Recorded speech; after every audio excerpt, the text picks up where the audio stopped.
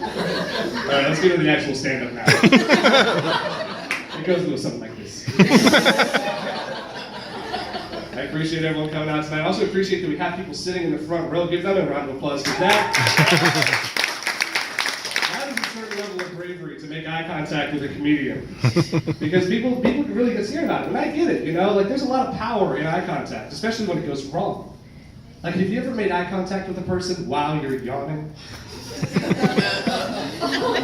a distinct kind of awkward that's very rare. It's fine if you catch them halfway through the yawn, but if you get them right at the start, you feel like you're trying to steal their soul.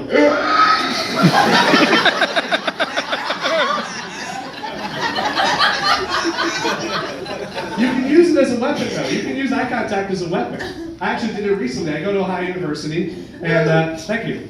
I'm majoring in journalism, so if stand-up doesn't work out, I can still have no income.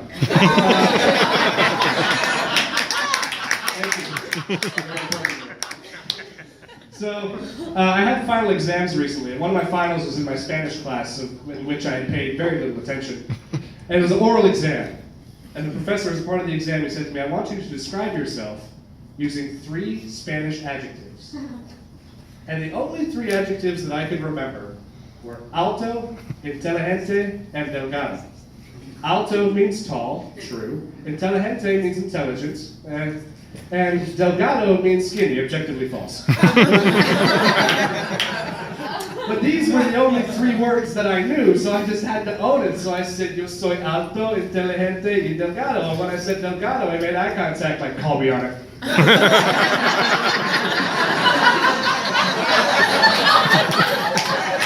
Come on, man.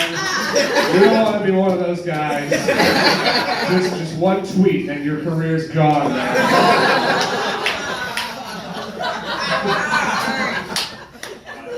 This is the kind of stuff that I think of on a regular basis. And sometimes it worries me, you know, like maybe I'm crazy.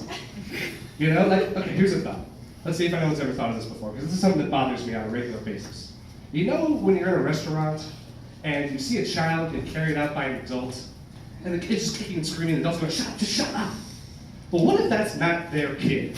I mean, because that's what a kidnapping would look like, right? I'm sure we've all seen at least 3 kidnappings and just didn't do anything. Like, what, you're not going to chase after the guy. The waitress just came, she's got your chicken, you got to make a decision here. I do know that I'm not actually crazy, though. I know that I'm not crazy because I have met legitimately crazy people. And they're quite a ride. For example, a little while ago, I was actually walking out of this exact club, and I was walking down the street, and a homeless guy came out from an alleyway. He started walking next to me like he'd known me his whole life. And out of nowhere, he turns to me and he goes, hey, young man, I got a riddle for you.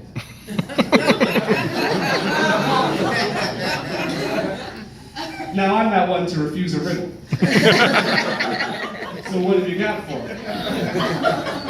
And this is what he said to me. This is exactly what he said to me, word for word. He said, and I quote, if a fish can swim, but you can't, who dies first? I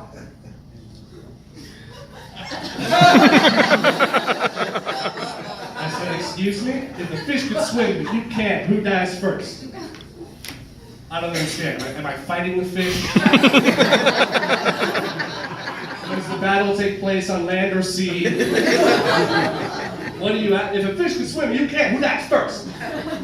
And I said, do you want money? He said, yes, thank you. So he opened up my wallet. I had a single $5 bill. So I gave him the $5 bill, and he walked away to, I don't know, hassle other people about if a turkey can fly, you can. I keep walking down the street and I'm saying, man, fish can swim and I can't do that first. I don't know. And as I'm walking, a second homeless man comes tumbling out of the bush. That's not exactly, he literally tumbled out of the bush in front of me with 2 giant trash bags full of cans. And he stood up straight and he goes, young man, it's very embarrassing that I have to, and I could tell he's about to go on the long rehearsed speech about how embarrassed he is that he has to ask for my money. I've heard the speech a number of times from a number of homeless people. It's a fantastic speech if you ever had the chance. But I didn't want to waste his time, you know, so I said, man, sorry, I gotta cut you off. I'm a performer as well, and I would hate to waste your craft. I had just given all of my money to that other homeless man down the road, and he said, "Got it," and started booking it towards the first homeless man. I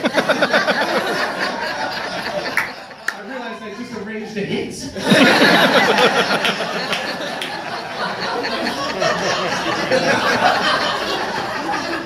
And I found a new riddle. If the homeless man has bags and the money doesn't, who dies first?